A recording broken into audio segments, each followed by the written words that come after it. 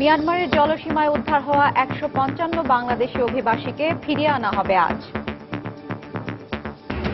খুলনায় দুর্বৃত্তের হাতুড়ির আঘাতে এক কিশোরের মৃত্যু। মূল্যবোধের অবক্ষয় ও সামাজিক অনুশাসনের অভাবেই ঘটছে নৃশংস হত্যাকাণ্ড, বলছেন সমাজবিজ্ঞানীরা। হত্যা চেষ্টা মামলায় বেকসুর খালাস পেয়েছেন চট্টগ্রাম সিটি মেয়র আজম নাসির ও সাংসদ নিজাম হাজারী সহ ১৮ জন। অনুপ্রবেশের দায়ে করা মামলায় বিএনপির যুগ্ম মহাসচিব সালাউদ্দিন আহমেদের বিরুদ্ধে ভারতের আদালতে অভিযোগ গঠনের শুনানি শুরু। সুস্থ স্বাভাবিক জীবনের অধিকারী হয়েও হিজড়াদের বেঁচে থাকার জন্য হাত পাততে হয় অন্যের কাছে। সরকারি বিভিন্ন উদ্যোগে সমাজে পরিবর্তন আনবে, বলছেন সংশ্লিষ্টরা।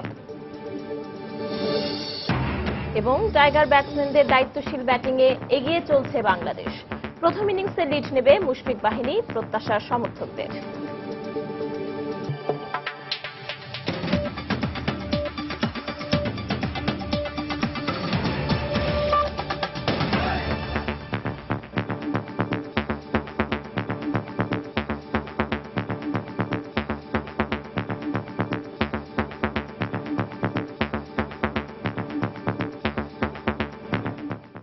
মিয়ানমারের জলসীমা থেকে উদ্ধার হওয়া অভিবাসীদের মধ্যে শনাক্ত হওয়া ১৫৫ জন বাংলাদেশিকে ফিরিয়ে আনার প্রক্রিয়া চলছে। সকালে মিয়ানমারের মংডুতে বৈঠক করেন বাংলাদেশ বর্ডার গার্ড ও মিয়ানমারের বর্ডার গার্ড পুলিশ।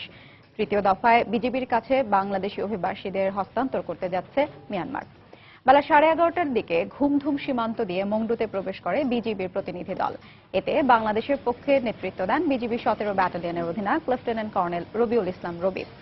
বিজিবি জানায়, গত ২১শে মে প্রথম দফায় মিয়ানমারের জলসীমা থেকে সাগরে ভাসমান অবস্থায় উদ্ধার হওয়া ২০৮ জন অভিবাসীর মধ্যে ১৫০ জনকে বাংলাদেশি হিসেবে শনাক্ত করে ফেরত আনা হয়। এরপর ১৯ জুন দ্বিতীয় দফায় আনা হয় আরও ৩৭ জনকে।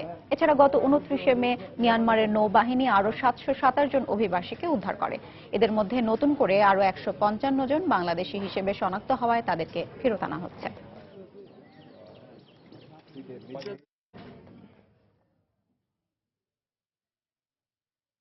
দর্শক, এই বিষয়টি সম্পর্কে সর্বশেষ ব্যাপারগুলো জানতে আমরা যাচ্ছি ঘুমধুম সীমান্তে। সেখানে আছেন আমাদের রিপোর্টার কমল দে। চলে যাচ্ছি তার কাছে। কমল, শেষ হচ্ছে এখন মূলত শীর্ষ কর্মকর্তারা একান্ত আলাপ সারছেন, আর অপরদিকে যারা ইমিগ্রেশন কর্মকর্তা গিয়েছেন ৪ জন বাংলাদেশ থেকে, তারা যে ১৫৫ জনকে ফিরিয়ে আনা হবে তাদের যাচাই বাছাই করছেন।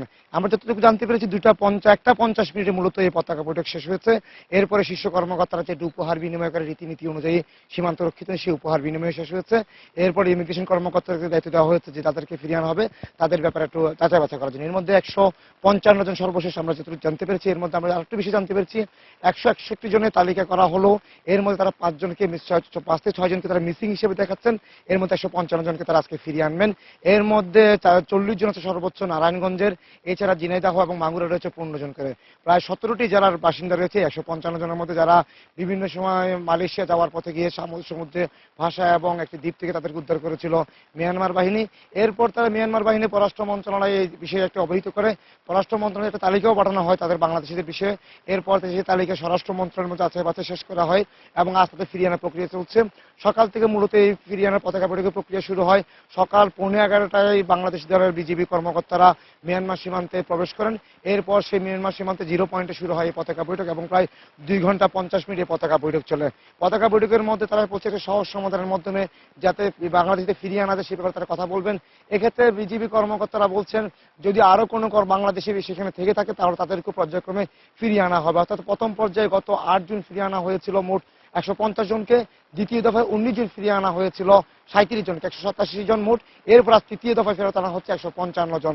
এক্ষেত্রে আমরা কথা বলেছিলাম অভিবাসন যারা নিয়ে কাজ করছেন সে কর্মকর্তাদের, তারা বলছেন যদি বাংলাদেশে আসার পর তারা চেষ্টা করবেন দ্রুততার সাথে তাদের পরিবারের সাথে যেন তাদেরকে মিলিয়ে দেওয়া হয়। এক্ষেত্রে তারা চেষ্টা করবেন শুক্রবারের মধ্যে তাদেরকে পরিবারের কাছে পাঠানোর ব্যাপারে তারা একটা জেলা প্রশাসনের কাছে আবেদন জানিয়েছেন।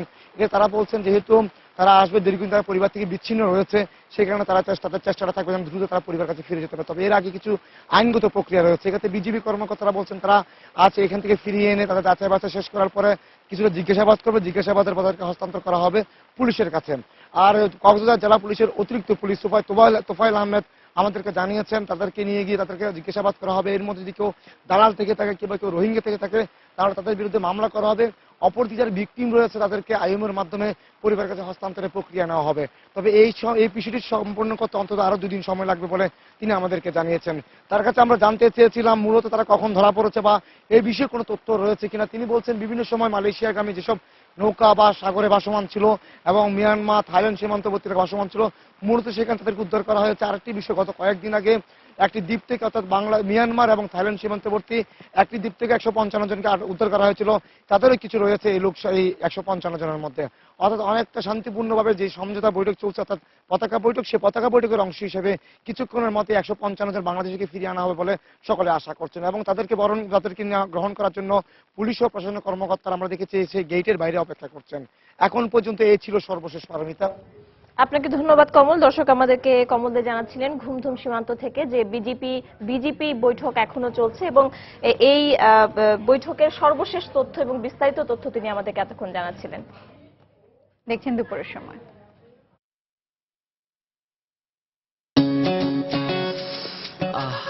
অস্থির।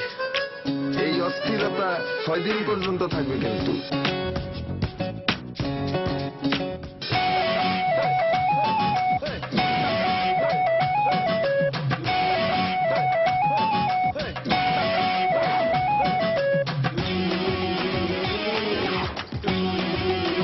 পর্বের ধারাবাহিক এয়ারটেল প্রেজেন্টস অস্থির পারভেজ শুধুমাত্র এটিএন বাংলায়।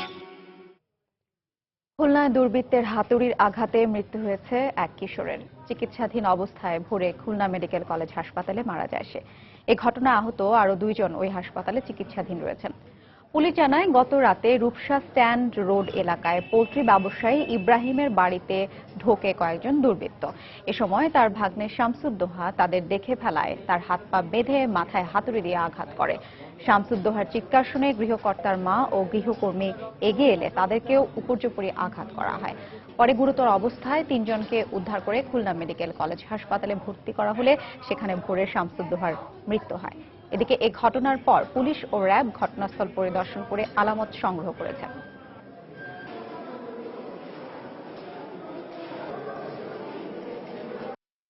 দোতলার থেকে নেমে এসে দেখি আমার মা রক্তাক্ত অবস্থায় একেবারে রক্তের ভিতরে গড়াগড়ি খাচ্ছে, আর আমার ভাগ্নেকে খাটের উপরে সে হাত বাঁধা এবং তাকে মাথায় পর্যাপ্ত আঘাত, কোপ, সাথে সাথে হাসপাতালে নিয়ে যায় এবং পিছনের দরজাটা খোলা। এখানে যে দোহা ঘুমানো ছিল, দুয়ারে অজ্ঞাতনামা একজন চোর ঢুকে এই জালনা দিয়ে সে কটাটা এই যে কটা এটা দিয়ে জালনাটা খুলে ভিতরে ঢুকছে। সম্ভবত টের পাইলে ওকে হাতুড়ি দিয়ে আঘাত করছে, আঘাত করে এই পথে চলে গেছে, কোনো কিছুই নেয় নাই। তারপরে স্থানীয় লোকজন ধরে তাকে হসপিটালে নিয়ে গেলে সে ভোর রাত থেকে মারা গেছে।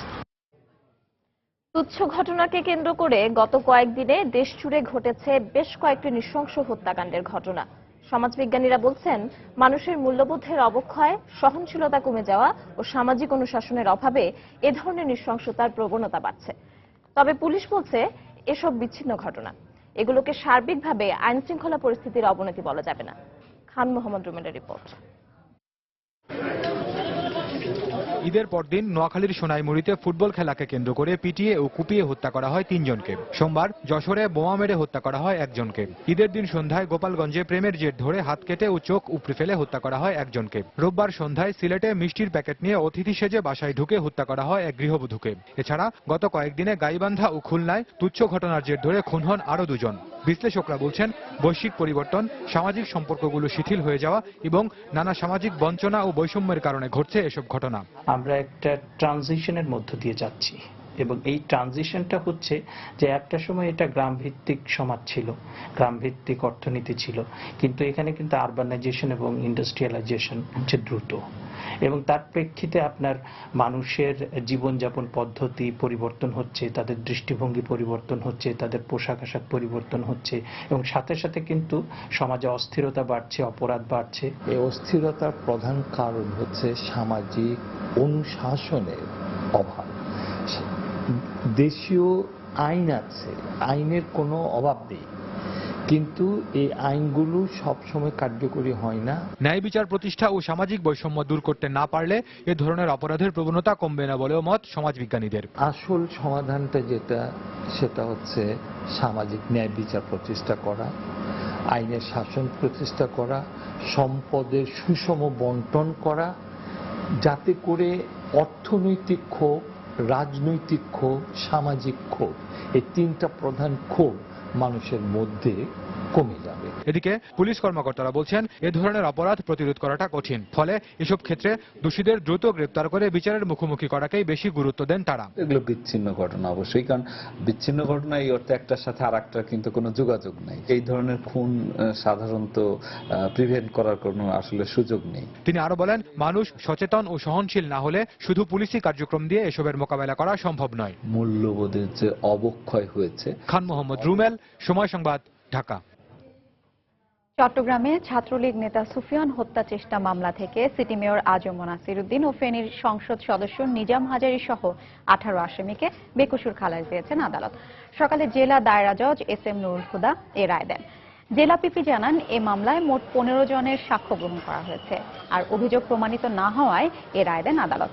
1993 সালের 24 জানুয়ারি নগরীর লালদিঘি মাঠে বর্তমান প্রধানমন্ত্রী শেখ হাসিনার জনসভায় মারামারির ঘটনায় তৎকালীন ছাত্রলীগ নেতা সুফিয়ান সিদ্দিকী মামলাটি দায়ের করেন। পরে 1994 সালে ফারুক আহমেদ নামে এক আসামি উচ্চ আদালতে আপিল করলে হাইকোর্ট মামলাটির বিচার কার্যক্রম স্থগিত করেন। পরবর্তীতে গত বছর মামলাটি নিষ্পত্তির নির্দেশ আসলে আবারও শুরু হয় সাক্ষ্য গ্রহণ। পরে রাষ্ট্র ও আসামি পক্ষের যুক্তিতর্ক শেষে দীর্ঘ 22 বছর পর এ মামলার রায় দেন আদালত। এদিকে এ রায়ের মধ্য দিয়ে আইনের শাসন প্রতিষ্ঠা হয়েছে বলে জানিয়েছেন আজম নাসির উদ্দিন। এই মামলাটা সর্বৈব মিথ্যা, ভিত্তিহীন এবং উদ্দেশ্য প্রণোদিত, এবং আজকে আইনের মাধ্যমে সেটা প্রমাণিত হয়েছে, এবং যার কারণে আমি আইনের প্রতি শ্রদ্ধাশীল, দীর্ঘ আইনি প্রক্রিয়া অনুসরণ করে আইনি লড়াইয়ে শেষ করে আজকে এই রায়টা প্রদান হয়েছে, এবং রায়ে আমি পুরোপুরিভাবে সন্তুষ্ট। জেলা এবং সাক্ষ্যকে উনি তুলনামূলক আলোচনা করে মাননীয় জেলা ও দায়রা জজ বাহাদুর সাহেব বলেছেন, এই মামলায় প্রসিকিউশন কোন মামলা তাদের পক্ষে প্রমাণ করতে পারেনি বিধায় সকল আসামিকে আমরা নির্দোষ এই মামলা থেকে খালাস দিলাম। সকল সাক্ষীর সাক্ষ্য বিবেচনায় বিজ্ঞ আদালত এই 18 জন পলাতক 3 জন আসামি আর উপস্থিত জনাব আজম নাসির, বর্তমানে উনি নবনির্বাচিত মেয়র, জনাব নিজাম হাজার MP, ওনারাও আসামি ছিল, ওনাদেরকে সবাইকে বিজ্ঞ আদালত খালাস প্রদান করেন। অনুপ্রবেশের মামলায় বিএনপির যুগ্ম মহাসচিব সালাউদ্দিন আহমেদের বিরুদ্ধে অভিযোগ গঠনের শুনানি চলছে।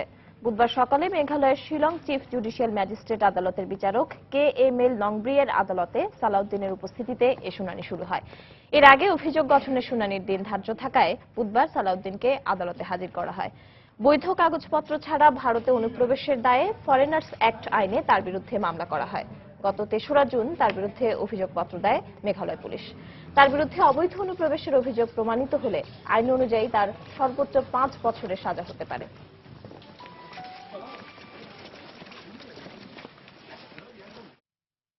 দুপুরের সময় আরো থাকছে। কর্মক্ষেত্রের প্রায় সব স্তরে মজুরি বৈষম্যের শিকার হচ্ছেন নারীরা, পাচ্ছেন না সরকার নির্ধারিত ন্যূনতম মজুরি। স্বাধীন ট্রেড ইউনিয়ন গড়ে তোলার তাগিদ। এবং ব্রিটেনে বাংলাদেশি সহ নন ইউরোপীয় শিক্ষার্থীদের স্টুডেন্ট ভিসায় থাকছে না কাজের সুযোগ। মেয়াদ বাড়াতে ফেরত আসতে হবে নিজ দেশে, বন্ধ হয়ে যাবে স্থায়ী হবার সুযোগও।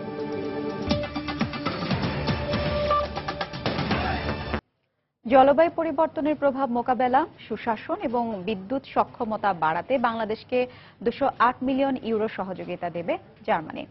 ঢাকায় নিযুক্ত জার্মান রাষ্ট্রদূত ডক্টর থমাস হেনরিক প্রিন্স প্রধানমন্ত্রীর সঙ্গে তার কার্যালয়ে দেখা করে এই সহযোগিতার কথা জানান। এ সময় অল্প সময়ে বাংলাদেশের দ্রুত অগ্রগতি এবং অর্থনৈতিক প্রবৃদ্ধির প্রশংসা করেন রাষ্ট্রদূত। জানান, বাংলাদেশের উন্নয়নে অংশীদার হতে চায় জার্মান। স্বাধীনতার পর থেকে বিভিন্ন সময় বাংলাদেশকে জার্মানের সহযোগিতার জন্য দেশটিকে ধন্যবাদ জানান প্রধানমন্ত্রী। আর রাষ্ট্রদূতের মাধ্যমে জার্মান চ্যান্সেলরকে বাংলাদেশে আমন্ত্রণ জানান প্রধানমন্ত্রী।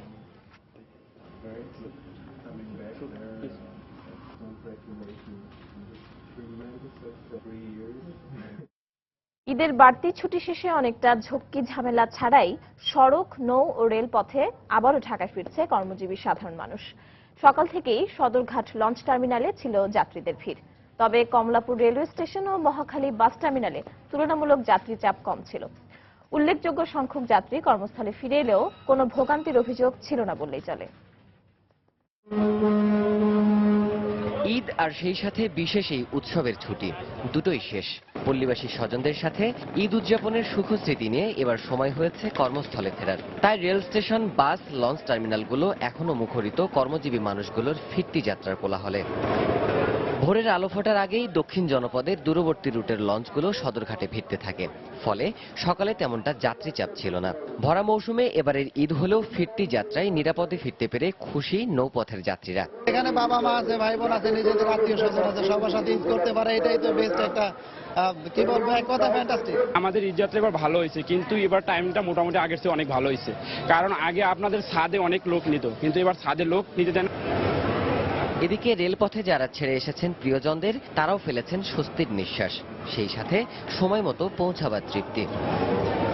রেল কর্তৃপক্ষ বলছে আগামী শুক্র ও শনিবার যাত্রী চাপ খানিকটা বাড়তে পারে, তাই অব্যাহত থাকবে স্পেশাল ট্রেনের সার্ভিসও।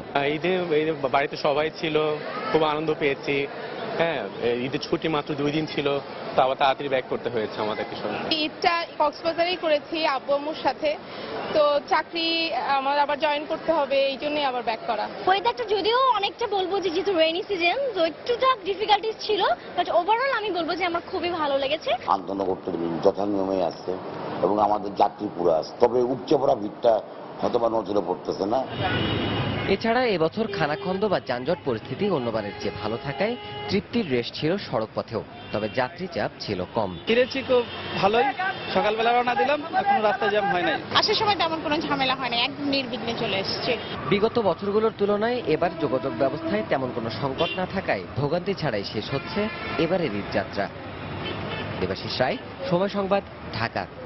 আদালতে অবমাননার বিষয়ে ব্যাখ্যা দিতে 2 সপ্তাহের সময় চেয়ে আইনজীবীর মাধ্যমে আবেদন করেছেন গণস্বাস্থ্য কেন্দ্রের প্রতিষ্ঠাতা ও মুক্তিযোদ্ধা ডাক্তার জাফরুল্লাহ চৌধুরী। আগামী 5 আগস্ট জবাব দাখিলের নির্দেশ দেওয়া হয়েছে। সকালে বিচারপতি ওবায়দুল হাসানের নেতৃত্বে 3 সদস্যের ট্রাইব্যুনাল 2 এই নির্দেশ দেয়। গণস্বাস্থ্য কেন্দ্রের প্রতিষ্ঠাতা ডাক্তার জাফরুল্লাহ চৌধুরী ট্রাইব্যুনালে হাজির হয়ে আইনজীবীর মাধ্যমে 2 সপ্তাহের সময় আবেদন জানান। আদালত অবমাননার বিষয়ে সাজা খাটার পর ট্রাইব্যুনালের বিচারপতিদের নিয়ে আপত্তিকর মন্তব্য করেছিলেন তিনি। এর পরিপ্রেক্ষিতে 5 জন ব্যক্তি আদালত অবমাননার অভিযোগ এনে গত 12 জুলাই তাকে হাজির হওয়ার নির্দেশ দেন ট্রাইব্যুনাল 2।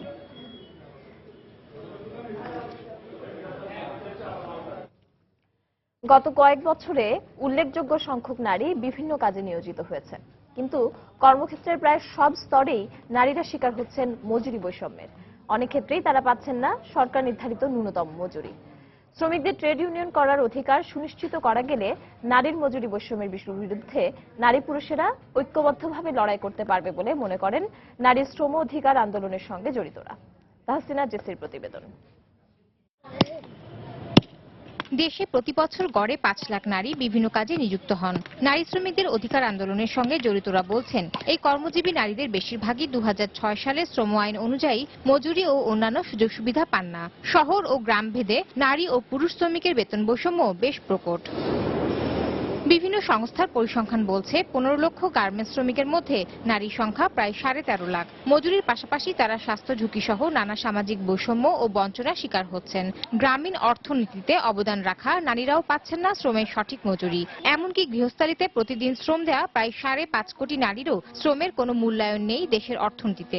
সরকারি প্রতিষ্ঠানগুলো ছাড়া বিভিন্ন জায়গাতে নারীদেরকে বেতনের অনেক বৈষম্য আছে, মজুরির অনেক বৈষম্য রয়েছে। মুদ্রাস্ফীতি থাকলে তো সেটা তো যেটা তার প্রকৃত আয়টা তো কমেই যায়। যেখানে বেশি বঞ্চিত হয় নারীরা, সেই শ্রেণীর নারীদের পারিবারিক দুরবস্থা, অর্থনৈতিক অবস্থা। আমাদের তো মাইন্ডসেট আছে যে মেয়েরা কাজ কাম কম করে, মেয়েরা ফাঁকি দেয় বা মেয়েদের প্রোডাক্টিভিটি কম। নারী নেত্রীরা বলছেন, শ্রমবাজারে নিযুক্ত নারীরা এখনো মজুরি, নিয়োগ, পদোন্নতি এসব বিষয়ে বৈষম্যের শিকার হচ্ছেন। নিজেদের অধিকার আদায়ে নারীদের ট্রেড ইউনিয়নে অন্তর্ভুক্তিকরণের উপর জোর দেন তারা। ইনফর্মাল সেক্টর শ্রম আইনের আওতার মধ্যে আনতে হবে। ব্যক্তি মালিকানা খাতগুলোতে এখনো স্বাধীনভাবে ট্রেড ইউনিয়ন গড়ে উঠতে পারছে না। সে কারণেই প্রয়োজন, যেখানে নারীরা রয়েছে, নারী সদস্য রয়েছে, তাদেরকে ট্রেড ইউনিয়নে সংঘবদ্ধ হওয়া এবং তাদের এই মজুরি বৈষম্যের বিষয়টি ট্রেড ইউনিয়নের দাবি হিসেবে নিয়ে আসা, তখন নারী পুরুষ সবাই মিলেই এই বৈষম্যের বিরুদ্ধে লড়াইটা করতে পারবে। নারীদের সমকাজে সম মজুরি এবং সময় মতো তা পরিশোধ নিশ্চিত করা না হলে নারীদের প্রতি মজুরি বৈষম্য কমানো সম্ভব নয় বলে মনে করেন এই শ্রমিক অধিকার আন্দোলনের নেত্রীরা। তাহসিনা জেসি, সময় সংবাদ, ঢাকা। ব্রিটেনে কনজারভেটিভ সরকার এককভাবে ক্ষমতায় আসার পর প্রথমবারের মতো স্টুডেন্ট ভিসায় ব্যাপক পরিবর্তন আনা হচ্ছে। আর পরিবর্তিত নিয়মে বাংলাদেশি সহ নন ইউরোপীয় শিক্ষার্থীদের স্টুডেন্ট ভিসায় কাজের সুযোগ থাকবে না। পাশাপাশি শিক্ষার্থীদের পুনরায় ভিসার মেয়াদ বাড়াতে ফেরত যেতে হবে নিজ দেশে। এছাড়া বন্ধ হয়ে যাবে ব্রিটেনে স্থায়ী হবার সুযোগও। এতে চরম দুশ্চিন্তায় আছেন হাজার হাজার বাংলাদেশি শিক্ষার্থী।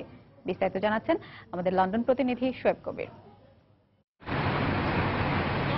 উচ্চশিক্ষার জন্য বাংলাদেশি শিক্ষার্থীদের প্রথম পছন্দ ব্রিটেন। তবে ক্ষমতাসীন কনজারভেটিভ সরকারের নতুন ইমিগ্রেশন নীতিমালায় দিন দিন কঠোর হচ্ছে ব্রিটেনে পড়ালেখার সুযোগ। আর যারা ইতিমধ্যে ব্রিটেনে আছেন তারাও রয়েছেন নানামুখী দুশ্চিন্তায়। বর্তমানে পড়ালেখার পাশাপাশি কাজের সুযোগ থাকলেও তা এখন আর থাকবে না। লেখাপড়া শেষে ফেরত যেতে হবে নিজ দেশে। যারা পাবলিকলি ফান্ডেড কলেজে পড়াশোনা করে তারা আগামী মাস থেকে কাজ করতে পারবে না। তারপর টিয়ার 2-তে যেতে হলে নিজ দেশে ফেরত যেতে হবে। ফার্দার এডুকেশন কলেজগুলোতে পড়াশোনা করলে 2 বছর বেশি ভিসা পাবে না। ইউনিভার্সিটিতে পড়াশোনা করলে ছাত্ররা একই লেভেলে ভিসা বাড়ানোর জন্য অ্যাপ্লাই করতে পারবে না। নতুন পরিবর্তনের মধ্যে সবচেয়ে বেশি ভয়ানক পরিণতি যেটা ডেকে আনবে ছাত্রদেরকে, সেটা হচ্ছে কলেজে যারা পড়ে তাদেরকে বাংলাদেশে ফেরত যেতে হবে এবং সেখান থেকে আবার ভিসা নিয়ে ফিরে আসতে হবে। এদিকে ইমিগ্রেশন নীতিমালা পরিবর্তনের ফলে বাংলাদেশ থেকে উচ্চ শিক্ষার্থে ব্রিটেনে যাওয়ার হার দিন দিন কমছে। এই অবস্থা যদি কন্টিনিউ চলতে থাকে তাহলে একটা পর্যায়ে এসে দেখা যাবে যে আগমনের সংখ্যা, ছাত্রছাত্রীদের আগমনের সংখ্যা এক পর্যায়ে শূন্যের কোঠায় এসে দাঁড়াবে এবং বাংলাদেশ তার এই মেধাবী শিক্ষার্থীদের মেধা বিচরণের যে সুযোগটা সেই সুযোগ থেকে বঞ্চিত হবে। অধ্যয়নরত শিক্ষার্থীরা বলছেন বর্তমান নীতিমালায় তাদের শিক্ষা কার্যক্রমে বেশ প্রভাব ফেলবে। স্টুডেন্ট আছি ইউকেতে, আমাদের কাছে এইসব নীতিমালা একটি বোঝার মতো হয়ে যাচ্ছে। কাজের পারমিট বন্ধ করে দেবে, এটা আসলে ইন্টারন্যাশনাল স্টুডেন্টদের জন্য এটা খুবই একটা মারাত্মক প্রভাব ফেলবে তাদের একাডেমিক লাইফে, কারণ পার্ট টাইম ওয়ার্ক একটা important things for the UK. দেখা যাচ্ছে আমরা ভালো রেজাল্ট করতেছি, আমাদের সবকিছু আছে, জাস্ট বিকজ আমরা কলেজ রিবুক হয়ে গেছে, অনেক ইউনিভার্সিটি আমাদের অ্যাডমিশন নেয় না। সো ওইখানে সব মানে যেই রুলস করতেছে হোম অফিস, দেখা যাচ্ছে তারা চাচ্ছে স্টুডেন্টদের ভালো, বাট দেখা যাচ্ছে সবগুলো স্টুডেন্টদের মানে অপোজিটে যাইতেছে আর কি। আর এইসব ইমিগ্রেশন নীতিমালা পরিবর্তনের মূল উদ্দেশ্যই হলো ব্রিটেনে পড়তে আসা শিক্ষার্থীরা যাতে পড়ালেখার পর এখানে স্থায়ীভাবে বসবাস করতে না পারে। বাংলাদেশি শিক্ষার্থীদের উচ্চশিক্ষার স্বপ্নের ব্রিটেন এখন নেই আর আগের মতো। ক্ষমতাসীন কনজারভেটিভ সরকারের নতুন কঠোর ইমিগ্রেশন নীতিমালার কারণে বারবার ঘুরপাক খাচ্ছে ব্রিটেনে পড়তে আসা নন ইউরোপীয় সহ বাংলাদেশি হাজার হাজার শিক্ষার্থীর ভাগ্য। শোয়েব কবির, সময় সংবাদ, লন্ডন। বগুড়ায় অস্ত্রসহ 6 শীর্ষ সন্ত্রাসীকে আটক করেছে গোয়েন্দা পুলিশ। এ সময় একটি প্রাইভেট কারও জব্দ করা হয়। গতরাতে গোয়েন্দা পুলিশের একটি দল বগুড়া গাবতলী সড়কের ছাতিয়ানতলী এলাকায় অভিযান চালিয়ে তাদের আটক করে। এ সময় তাদের কাছ থেকে 4টি বিদেশি পিস্তল, 14 রাউন্ড গুলি ও 4টি ম্যাগাজিন উদ্ধার করা হয়। আটককৃতদের মধ্যে জামিল উদ্দিন শুভর নামে 4টি হত্যা সহ 7টি মামলা রয়েছে। এছাড়া আটক আব্দুল হাদির নামে এক সেনা সদস্যকে হত্যার অভিযোগ রয়েছে। এই ঘটনায় বগুড়া থানায় অস্ত্র আইনে মামলা দায়ের করা হয়েছে।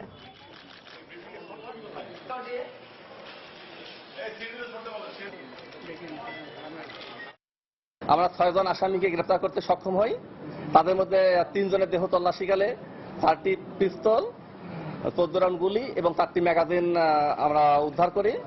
তাদের মধ্যে 2 জনের বিরুদ্ধে 4টি হত্যা মামলা আছে, তার মধ্যে একটা ডাবল মার্ডার কেস এবং একটি সাবেক আর্মি সদস্যকে হত্যা মামলা। তাছাড়া তাদের বিরুদ্ধে চাঁদাবাজি এবং অপহরণ মামলাও আছে। দেশের জাতীয় মহাসড়কগুলোতে সব ধরনের অটোরিকশা চলাচলে নিষেধাজ্ঞা জারি করেছে সরকার। সাম্প্রতিক সময়গুলোতে মহাসড়কে অটোরিকশা আরোহী যাত্রীদের হতাহতের ঘটনা বেড়ে যাওয়ায় এ ধরনের সিদ্ধান্ত নেওয়া হয়েছে বলে জানিয়েছেন সড়ক পরিবহন ও সেতুমন্ত্রী ওবায়দুল কাদের। সকালে সচিবালয়ে সড়ক পরিবহন সভাকক্ষে ঈদের ঘরমুখো মানুষের যাতায়াত নির্বিঘ্ন করতে গঠিত মনিটরিং টিমের কার্যক্রম পর্যালোচনা সভায় তিনি কথা বলেন। একটা বিদেশি সরকার অলরেডি ফান্ডের সম্মতি দিয়েছে এবং সে সম্মতিপত্র এখন ERD-তে জমা আছে। সেটা হলো আমরা ঢাকা এলিভেটেড এক্সপ্রেসওয়ের মতো এয়ারপোর্ট বাইপাস 22 কিলোমিটার নতুন একটা এক্সপ্রেস এলিভেটেড এক্সপ্রেসওয়ে আমরা ওখানে করব। CNG এবার মহাসড়কে একদম চলতেই পারবে না, এই সিদ্ধান্ত নেওয়া। আন্তঃনদী সংযোগ প্রকল্প এগিয়ে নেওয়ার ব্যাপারে ভারতের পানি সম্পদ মন্ত্রীর বক্তব্যে উদ্বেগ জানিয়েছে বিএনপি। নয়াপল্টনে দলের কেন্দ্রীয় কার্যালয়ে এক সংবাদ সম্মেলনে উদ্বেগ জানিয়ে দলের আন্তর্জাতিক বিষয়ক সম্পাদক আসাদুজ্জামান রিপন বলেন, এর ফলে ব্রহ্মপুত্রের পানি একতরফাভাবে প্রত্যাহারের চেষ্টা করবে ভারত। এ ব্যাপারে সরকারকে উদ্যোগী হওয়ার তাগিদ দেন তিনি। ভারত নাকি বাংলাদেশের সাথে আলোচনা না করে এই ইন্টার রিভার লিঙ্কিং প্রজেক্ট এগিয়ে নিয়ে যাবে না, কিন্তু ভারতের পত্রপত্রিকায় প্রকাশ হয়েছে যে ভারতের পানি সম্পদ মন্ত্রী এই কথাটি খুব দ্ব্যর্থবোধক ভাবে বলেছেন যে তারা আন্তঃনদী সংযোগ প্রকল্প তারা সেখানে চালু করবেন। এই প্রকল্প চালু করা হলে ব্রহ্মপুত্র নদী থেকে প্রচুর পরিমাণে পানি টেনে নেওয়া যাওয়া হবে। আমরা অত্যন্ত উদ্বেগের সঙ্গে লক্ষ্য করেছি আমাদের সরকারের তরফ থেকে এই বিষয়টি নিয়ে তাদের কোনো উদ্বেগ নেই। 7 দিন পেরিয়ে গেল অথচ এই সংবাদটি সরকারের গোচরে আসলো না, এটা কেমন কথা? 2 দফা সময় বাড়িয়েও নির্ধারিত সময়ে চালু করা সম্ভব হয়নি আন্তর্জাতিক নৌ প্রোটোকলভুক্ত মংলা ঘষিয়াখালী চ্যানেল। একদিকে চলছে খননের কাজ, অন্যদিকে জোয়ারের সময় বিপুল পরিমাণ পলি এসে ভরাট হয়ে যাচ্ছে নদীর তলদেশ। কর্তৃপক্ষ বলছে আগামী আগস্টের মধ্যে শেষ হবে চ্যানেলের খনন কাজ। অবশ্য জুন মাসে চ্যানেলটি জাহাজ চলাচলের জন্য খুলে দেওয়ার ঘোষণা দিয়েছিল অভ্যন্তরীণ নৌ পরিবহন কর্তৃপক্ষ। বাগেরহাটের রামপাল ঘুরে তরিকুল ইসলামের প্রতিবেদন, ক্যামেরায় ছিলেন নিয়ামুল হোসেন কোচি। 2014 সালের 1 জুলাই রামপালের কালীগঞ্জ ডাকরা পয়েন্টে মংলা ঘষিয়াখালী চ্যানেল খননের 22 কিলোমিটার কাজ শুরু করে BIWTA।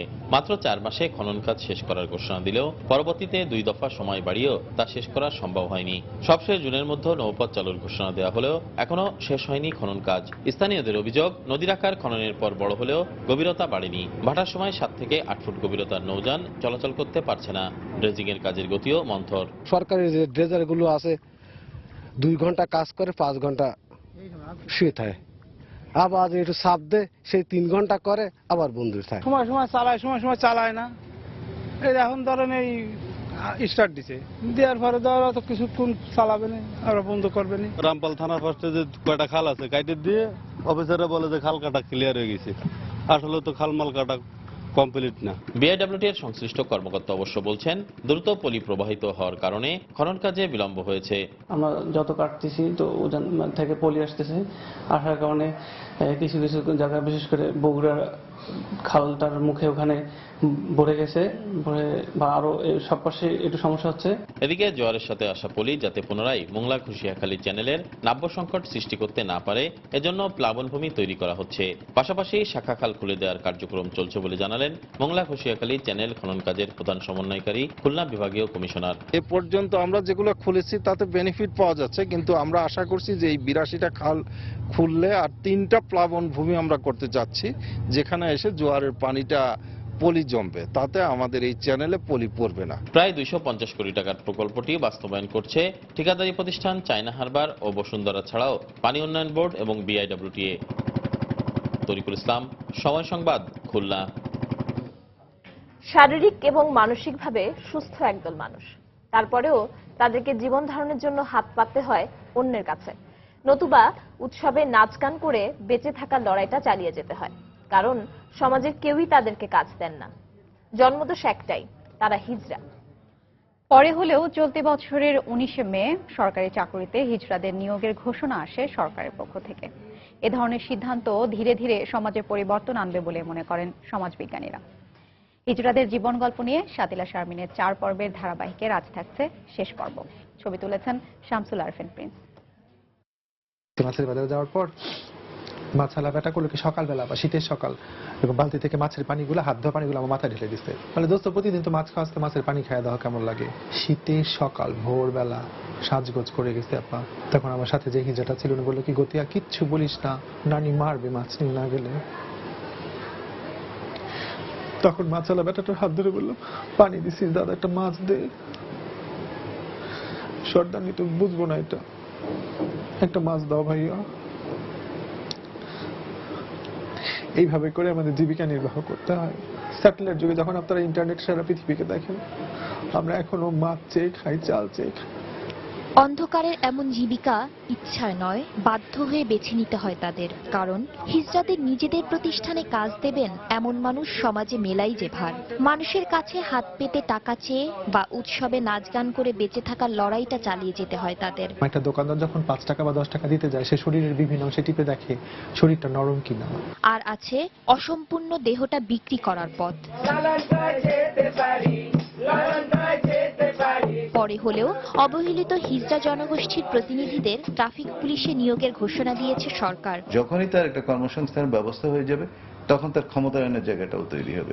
যখন তার ক্ষমতায়নের জায়গাটা তৈরি হবে, তখন তার মূলধারার সম্পৃক্তিটা সহজতর হবে। এ ঘোষণাকে নতুন সূচনা হিসেবেই দেখছেন হিজড়ারা। 100টা লোকের চাপ পাবলিকের গাড়ে কম পড়ব।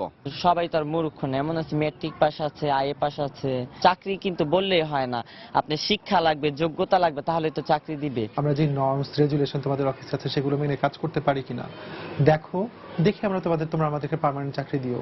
কিন্তু এতেই কি পরিবর্তন হবে সমাজের দৃষ্টিভঙ্গির? তারা যদি তাদের মেধা মনন যোগ্যতাকে কাজে লাগিয়ে চলে আসতে পারে মেইন স্ট্রিমের ধারায়, মানবতার যে জায়গাটি, সেটি একটা বিরাট পরিবর্তন আসবে।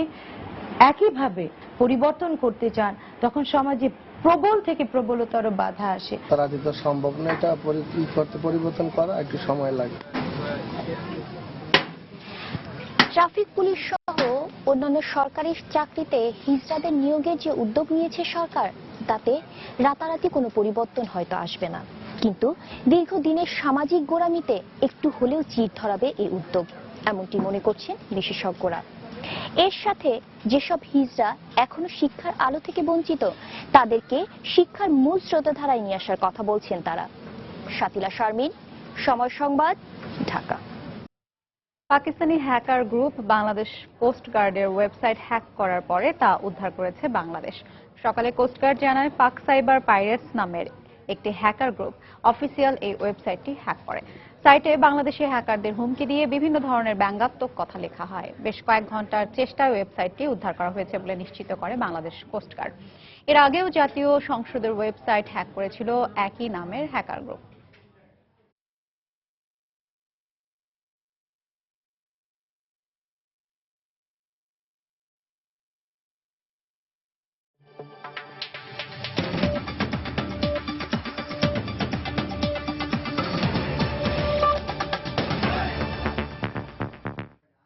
ভয়াবহ বন্যার কবলে পড়েছে পাকিস্তান। শুকুর জেলা কমিশনার আব্বাস পেলচ জানিয়েছেন, তার জেলা সহ সিন্ধু প্রদেশের খাইরপুর ও নওশারহ ফিরোজ জেলার 6 থেকে 7 লাখ মানুষ বন্যা ঝুঁকির মধ্যে রয়েছে। সিন্ধু নদের পানি উপচে পড়ে প্লাবিত হয়েছে কাটচা এলাকার নদী তীরবর্তী বিস্তীর্ণ অঞ্চল। একই পরিস্থিতি খাইবার পাখতুনখোয়া ও বেলুচিস্তান প্রদেশে। এই দুই প্রদেশে এরই মধ্যে 3 জনের মৃত্যুর খবর পাওয়া গেছে। নিখোঁজ রয়েছে বেশ কয়েকজন। স্থানীয় প্রশাসনের পক্ষ থেকে জানানো হয়েছে, এরই মধ্যে বন্যায় ক্ষতিগ্রস্ত এলাকার বাসিন্দাদের জন্য রেল লাইন, স্কুল ভবন সহ উঁচু স্থাপনাগুলোতে সাময়িক আশ্রয়ের ব্যবস্থা করা হয়েছে। সেনাবাহিনীর উদ্যোগে বাস্তুহারাদের মধ্যে খাদ্য, পানীয় সহ জরুরি ত্রাণ বিতরণ করা হচ্ছে। পরিস্থিতি মোকাবেলায় ব্যবস্থা নেওয়ার নির্দেশ দেওয়া হয়েছে প্রাদেশিক দুর্যোগ ব্যবস্থাপনা বিভাগকে।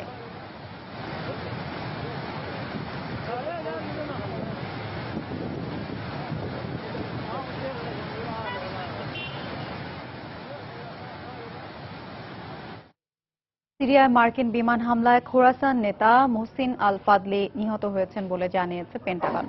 গেল 8 জুলাই সিরিয়ার সারমাদায় ফাদলির গাড়িবহর লক্ষ্য করে হামলা চালানো হয় বলে গণমাধ্যমকে জানানো হয়েছে। আল কায়েদার অন্যতম এই নেতা যুক্তরাষ্ট্রের 9/11-এর হামলার জন্য মার্কিন ওয়ান্টেড লিস্টে ছিলেন।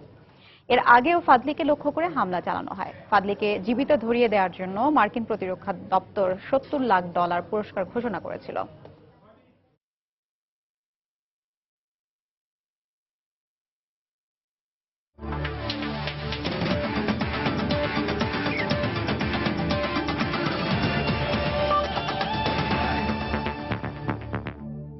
চট্টগ্রাম টেস্টের খবর। টাইগার ব্যাটসম্যানদের দায়িত্বশীল ব্যাটিংয়ে দক্ষিণ আফ্রিকার করা 248 রানের বিপরীতে নিজেদের প্রথম ইনিংসে বেশ ভালো জবাব দিচ্ছে বাংলাদেশ। শেষ খবর পাওয়া পর্যন্ত স্বাগতিকদের সংগ্রহ 3 উইকেটে 158 রান। আগের দিনে 7 রান নিয়ে খেলতে নামা টাইগারদের দুই উদ্বোধনী ব্যাটসম্যান তামিম ইকবাল ও ইমরুল কায়েস এদিন শুরুটা করেন বেশ দেখে শুনে। তবে উদ্বোধনী জুটিতে বড় সংগ্রহের ইঙ্গিত দিয়েও নিজের ইনিংসটাকে খুব একটা লম্বা করতে পারেননি ইমরুল। দলীয় 46 রানে ভ্যান জিলের বলে আউট হয়ে সাজঘরে ফেরার আগে এই টাইগার ওপেনারের ব্যাট থেকে আসে 26 রান। দ্বিতীয় উইকেটে খেলতে নেমে নিজের নামের প্রতি সুবিচার করতে পারেননি মমিনুল হকও। সিমন হারমানের বলে বোল্ড হয়ে ব্যক্তিগত 6 রান করে মমিনুল ফেরেন দলীয় 55 রানে। এরপর বেশ শক্ত প্রতিরোধ গড়ে তোলেন তামিম ও মাহমুদুল্লাহ, দুজনেই তুলে নেন 50। তবে ব্যক্তিগত 57 রান করে এলগারের শিকার হয়ে দলীয় 144 রানে তামিম আউট হলেও মুশফিককে সাথে নিয়ে ব্যাট হাতে এগিয়ে যাচ্ছেন মাহমুদুল্লাহ।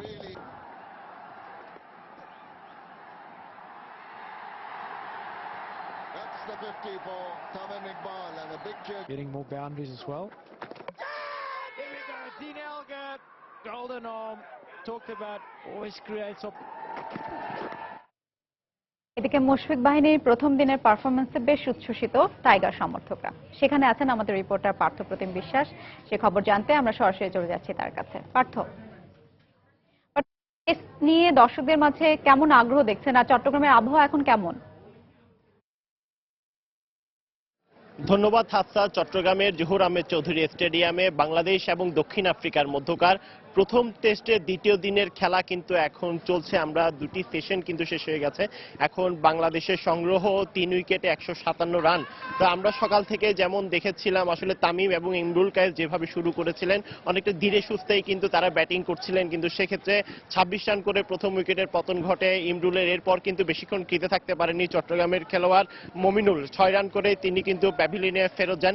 এরপর আমরা দেখেছি একটি বড় জুটি হয়েছে চট্টগ্রামের এই জহুর আহমেদ চৌধুরী স্টেডিয়ামে। সেটি হচ্ছে মাহমুদুল্লাহ রিয়াদ এবং ইমরুল।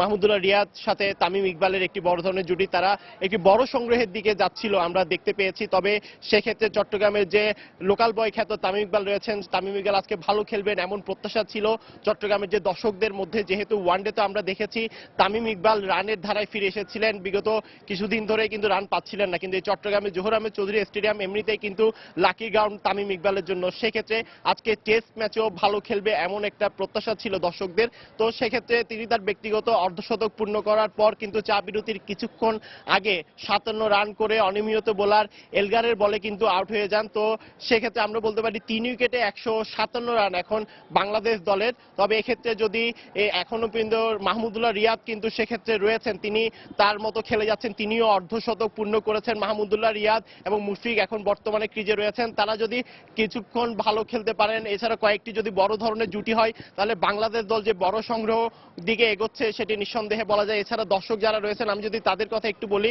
তারা সকাল থেকেই কিন্তু এই চট্টগ্রামে জহুর আহমেদ চৌধুরী স্টেডিয়ামে আসছেন।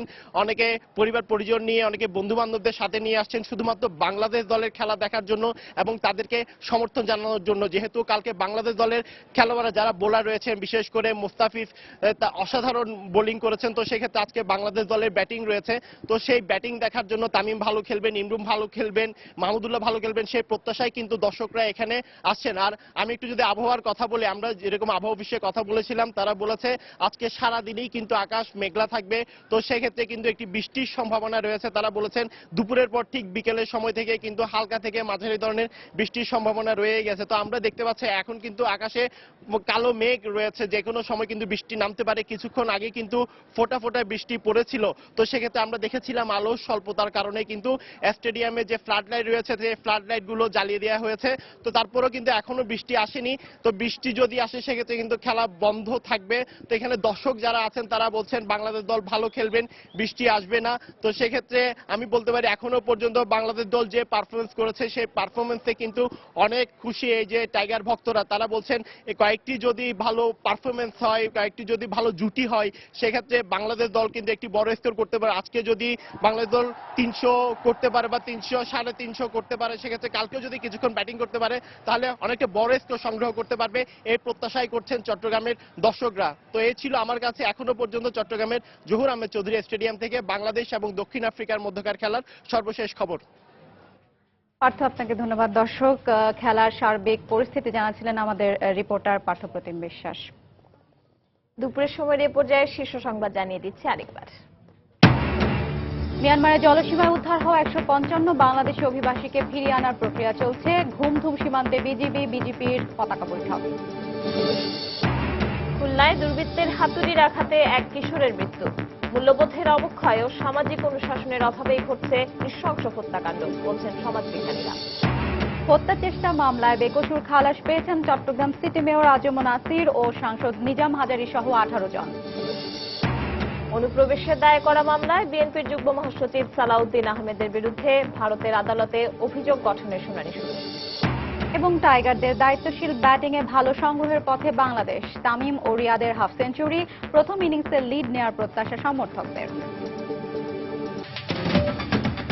এই ছিল দুপুরের শো। যে কোনো খবর পেতে ভিজিট করুন সময়নিউজ.tv আর সঙ্গে থাকুন সময়।